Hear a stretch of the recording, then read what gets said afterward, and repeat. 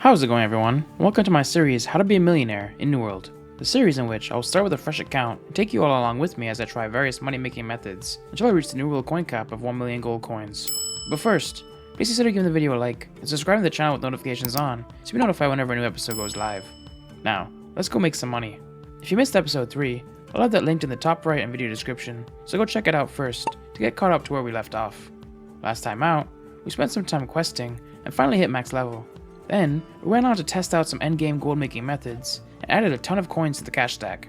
That all left us off with a cash stack of 36,623 coins, some pretty decent trade skill levels, and a total playtime for the account of 1 day, 6 hours, and 13 minutes. A solid return, but let's see if we can top that in today's episode. Since the last episode dropped, we got a new event in New World, the Legacy of Crassus event. If you're new to this event, I made a guide to it that I'll have linked in the top right and video description that'll teach you all things related to it. It's not too different than any other event, and there's minimal gold making potential to be had from it, but there is one thing that will really help me out massively on the account, and that's the Golden Legion pickaxe.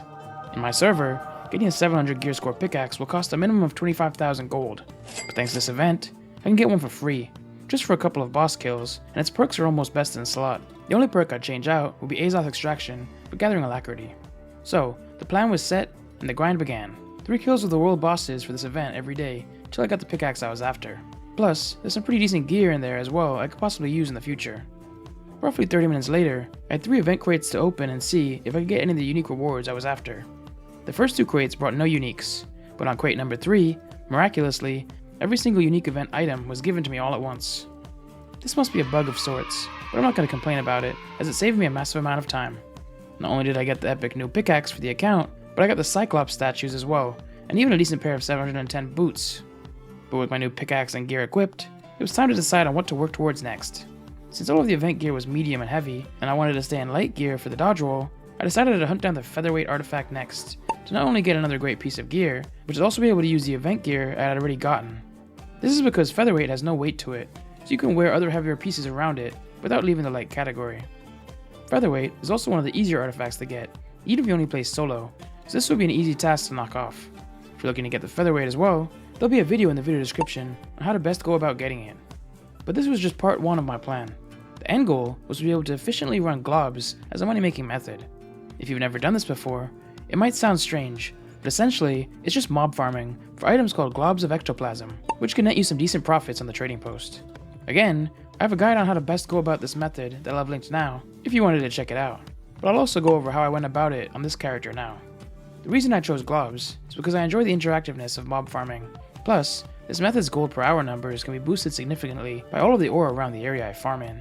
Glob farming will not only make me some decent gold and finish leveling up my weapons, but it'll also let me put to use the awesome new pickaxe I'd acquired on the account.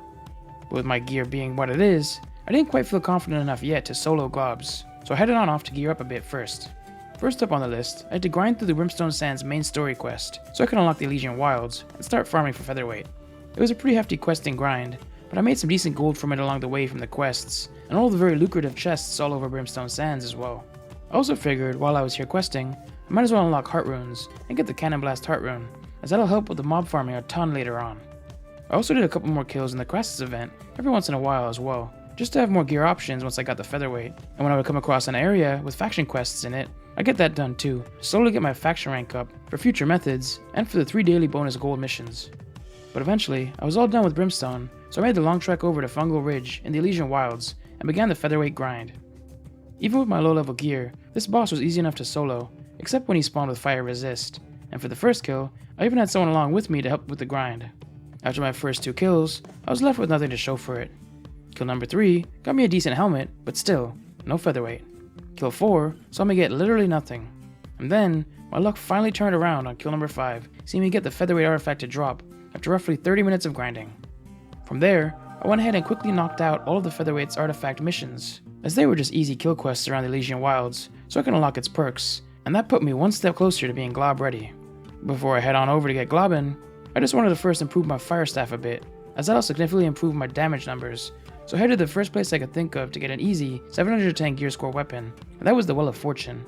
The weekly reset was only a couple hours away, so I made my way to the PvP island, got a couple of doubloons to buy keys with, and then opened 2 doubloon caches on both sides of the weekly reset to get 1000 doubloons quickly, which I cashed in for the Whoosh Fire Staff. This will by no means be the final fire staff I get for the account, as it has a PvP perk on it, but for now, it'll do nicely for my grind ahead. With all the new gear now equipped, the character was starting to feel a lot more powerful, but I was still missing one critical component for my Glob run to work really well, and that was 150 mining. Because there's so much orichalcum and sandstone around this area, if I wasn't able to mine them, my profits would dip significantly, and my pickaxe wouldn't be getting put to use. So I went ahead and threw on a trade skill leveling augment I got from the season pass, and got to grinding some mining over in Great Cleave. It wasn't a terribly long grind, especially thanks to the research notes I acquired from the faction vendor, but eventually I had done it. I was 150 mining, and fully ready to get my Glob on. Plus, I'd managed to gain a bit of gold from selling the ores I'd mined in the process as well. With my character fully kitted out though, it was finally time to head on over to Castrum Victualis in Brimstone Sands and start the Glob farm. I figured I'd spend 30 minutes here to test how efficient I could be doing this method before moving on to other things. If you've never done Glob runs before, it's very simple. You're basically running in circles in a small area, killing everything you see, and gathering all of the resources for tons of profits. When it comes to the main items you'll be making profit off of from this method, you'll have the Globs of Ectoplasm, food glyphs, dyes, and orichalcum ore. Being too hasty to get going, I forgot to do the one thing I always tell everyone to do in my videos, and that's to check the trading post to confirm that the items you're grinding for are actually worth it in your server. In almost every server I've been in, orichalcum has solid value, but after my grind was over, I came to find out, in this fresh start server, it did not. But I would spend the next 30 minutes running around, farming resources, and gathering globs in the area. I even had a couple of people join me for some of it, but they didn't stick around for long. Doing this farm in a group will significantly boost your profits per hour, which is why you'll often see people in recruitment chat recruiting people to farm globs. Also, make sure to kill the 2 name mobs whenever they're up, as it's a good way to get extra globs. I spent most of this time solo farming, which was a bit trickier on a newer character, and significantly less profitable. Still though, after 30 minutes of grinding, this is what I was left with. Putting everything I gathered up on the trading post would bring in 1,743 gold, meaning I would stand to make 3,486 gold per hour here, with a big chunk of my profits coming from globs, glyphs, and dyes. This number can be increased by a ton if I had recruited a group first, or if my character was stronger, but even still, that's a solid return nevertheless. Also, orichalcum prices really hurt my numbers. With the ores selling for a minimal 0.09 per, and me mining 770 of them during this grind, that would only bring in 70 gold for a significant amount of time spent mining. Every other time I've done this farm before, orichalcum usually added up to a big chunk of my profits, so again, always check prices of all the big ticket items before you start on your grinds.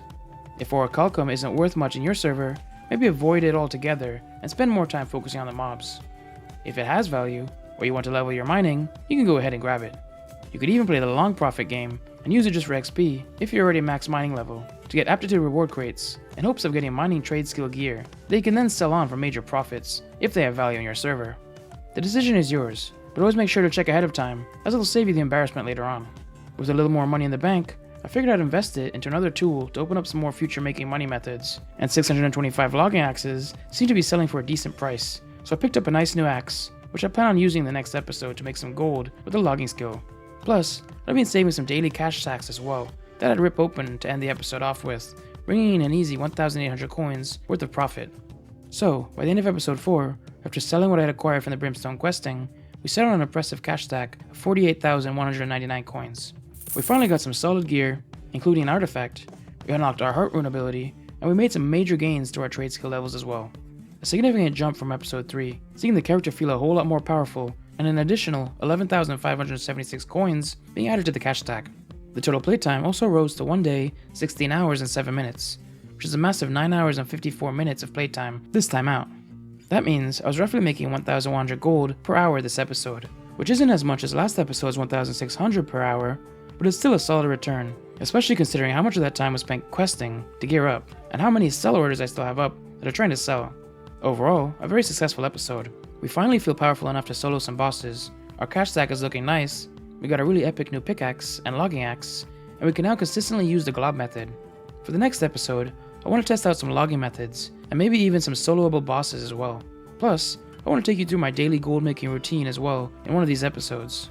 Or, if you know any other good methods I should try out, let me know them in the comments below. Also, if you're enjoying the series so far, please consider dropping a like on the video and subscribing to the channel with notifications on so you'll be notified when the next episode goes live. But until next time, have a good one. Thanks for watching another video, and a massive shout out to all the channel members and patrons seen on screen now. Links on how to become one in the video description. If you'd like to see episode 5 of this series if it's available, click on the video to the left. Or, if you'd like to learn how to use the Glob method efficiently to make gold, click on the video to the right.